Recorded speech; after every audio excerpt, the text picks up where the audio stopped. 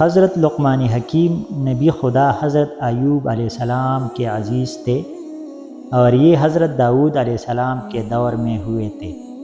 آپ نے 4500 سال دنیا میں زندگی بسر کی ہے۔ آپ کو خدا نے علم و حکمت سے مالا مال اور بہرور کیا تھا۔ آپ کی ذکر قرآن مجید میں نمایاں طور پر آیا ہے۔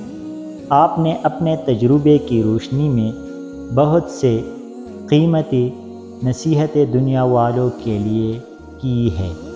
آپ نے اپنے نصیحتوں میں اپنے بیٹے کو مخاطب رکھا ہے۔ آپ کی نصیحتوں کا ذکر قرآن مجید میں موجود ہے۔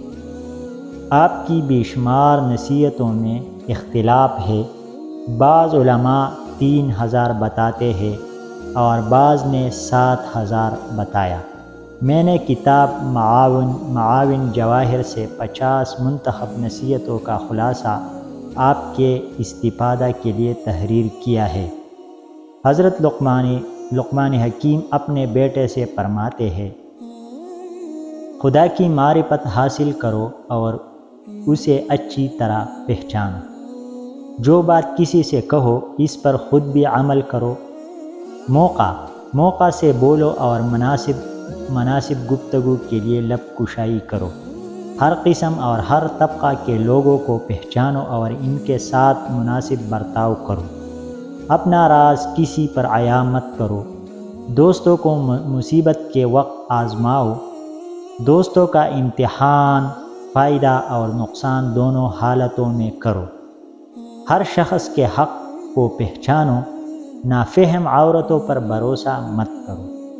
عورتوں اور بچوں سے راز کی بات مت کرو اور کسی کی چیز میں لالچ اور طمع نہ کرو۔ جو نہ جانتے ہو اس میں رہبر کی کوشش مت کرو۔ اپنے کاموں کو سوچ سمجھ کر کرو۔ اپنے بچوں کو تیر اندازی اور سواری کی مشق کرو۔ رات میں ایسے آہستہ باتیں کرو تاکہ کوئی دشمن تمہاری کوئی بات سن کر تمہیں کوئی نقصان نہ پہنچا سکے۔ اپنی اولاد کو علم ادب سکھاؤ۔ ہر شخص کی مناسبت سے اس کا کام اور خدمت کرو۔ قوم و ملت اور جماعت کے میل جول رکھو۔ اپنے کپڑوں کو پاک و پاکیزہ رکھو۔ جب گھر میں داخل ہو تو آنکھ اور زبان پر قابو رکھو۔ مہمان کی اپنی حیثیت کے مطابق خدمت کرو۔ سخاوت کی عادت ڈالو۔ ہر کام میں میانہ روی اختیار کرو۔ خرچ کرتے وقت آمدن کا لحاظ کرو۔ استاد کو بہترین باپ سمجھو۔